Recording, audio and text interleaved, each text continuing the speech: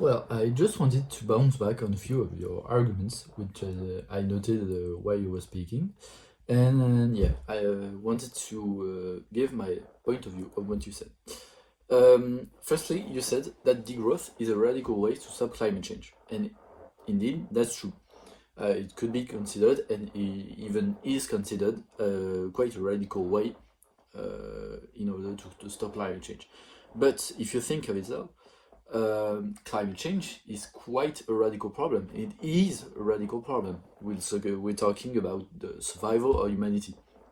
And in my opinion, even if it's a radical way, degrowth is needed because our society is just unsustainable. It won't possibly continue like this with this development for another 100 years or whatsoever.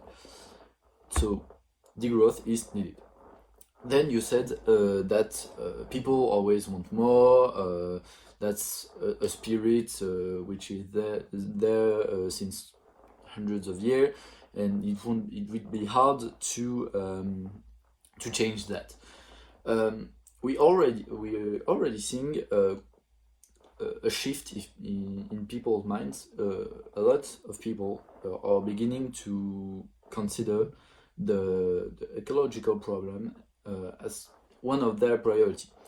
So we already seeing this change, but yeah, the culturally there's still a lot of work to do.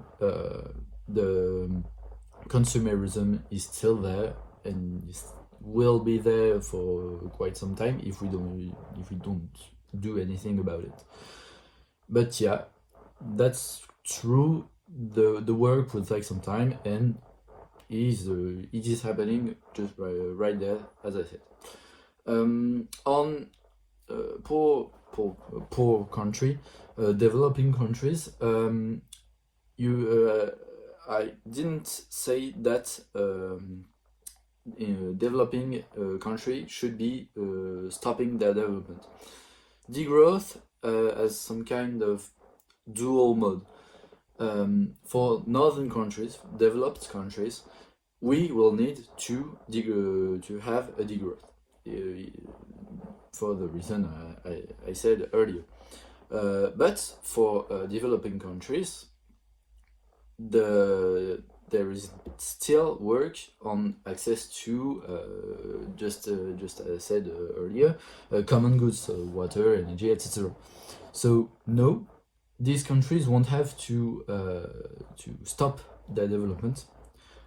The even more the excess of money, etc., that northern countries will have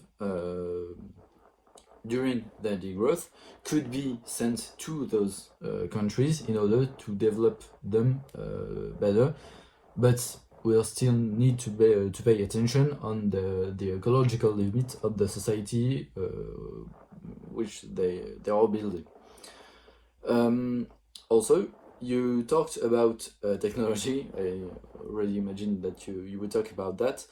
As I said, technology will be needed, but it isn't what we are putting all our efforts on, because it won't solve the problem, because in order to develop the technology you have to build even more robots because the pollution is already off the charts, and so you have to take fossil resources even more, and it's just the opposite of what you're trying to achieve.